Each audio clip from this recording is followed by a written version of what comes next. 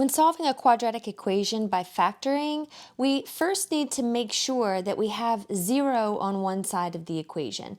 The zero product principle says that if two things are multiplied together to be 0, then one of those quantities has to be 0.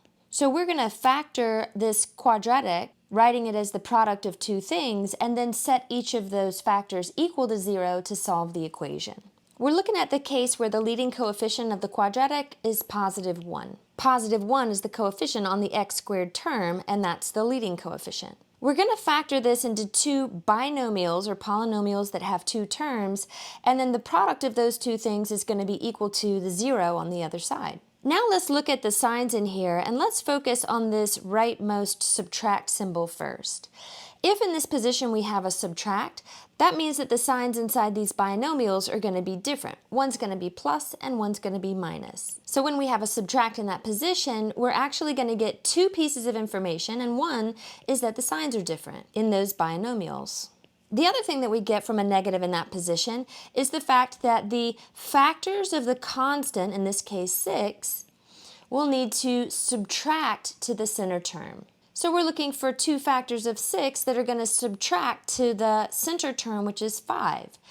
3 and 2 are factors of 6, but these are not the ones that we would want to use because these two would add to 5. And we need our factors to subtract to 5. So the factors of 6 that we're looking for are going to be 6 and 1 because these are the two factors that would subtract to 5. And that's what we need to happen. So when we have a leading coefficient of positive 1 in this position, the first quantity of these binomials is going to be x and x.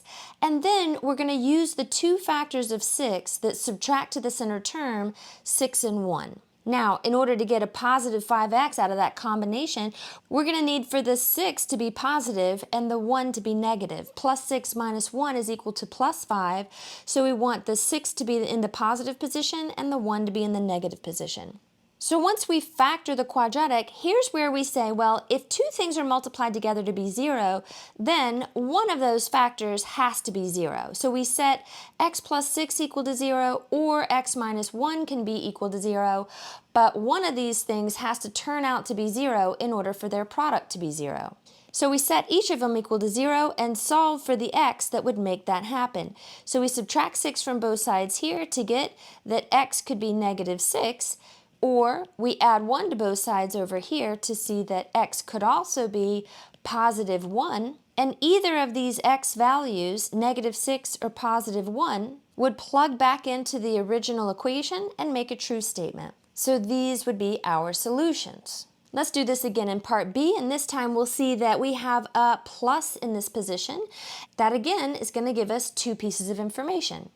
The first thing it tells us is that the signs in the binomials that we create are going to need to be the same. And the second thing it tells us is that the factors of the constant will need to add to the center term. So we're looking for two factors of 50 that are going to add to be 27. But before we go down that road, let's go ahead and open up our parentheses. Remember, we must have 0 here in order for this process to work. If the leading coefficient of the quadratic is positive 1, then we're going to have an x here in this first position in both binomials. Since we had a plus here, it tells us that the two signs inside that binomial are going to be the same. But if they're the same, they could be the same and positive or the same and both negative. And that's where this sign comes in. If we have a negative in this position, it tells us they're the same, but they're both going to be negative in this case because this sign is negative. So we're going to put negative, negative in this position. Now we're looking for the two factors of 50 that are going to add. They add to the center term because this is plus. So we want two factors to add to 27. Well, 2 and 25 are factors of 50 that add to 27. So those are the values that go inside here, 2 and 25. Now that we have it factored, we're going to set each of those factors equal to 0. X minus 2 is equal to 0, x minus 25 is equal to 0, and then solve each of these equations for x. The first one, by adding 2 to both sides, we get x is equal to 2. The second one, we're going to add 25 to both sides to get x is equal to 25. And these are the two solutions to the quadratic equation in part B. If I plug 2 in for x or 25 in for x, both of those would cause the quadratic to be equal to 0. Now in part C of this example, we see that we have a leading coefficient of positive 1. We also have the required 0 on the other side of the equation. So we can open up our parentheses, and the first term of each of these binomials has to be x. Because we have a negative in this position, that tells us two things, that the signs inside these binomials are going to be different. So we can actually go ahead and say that one of them has to be positive and one of them has to be negative. And the other thing we get from that negative sign is that the factors of 24 must subtract to the center term, which is 5. If we subtract 2 and 12, we'd get either plus or minus 10. If we subtract 6 and 4, we'd get either plus or minus 2, depending on the direction of subtraction. The factors of 24 that we're after that would subtract to 5 are going to be 8 and 3.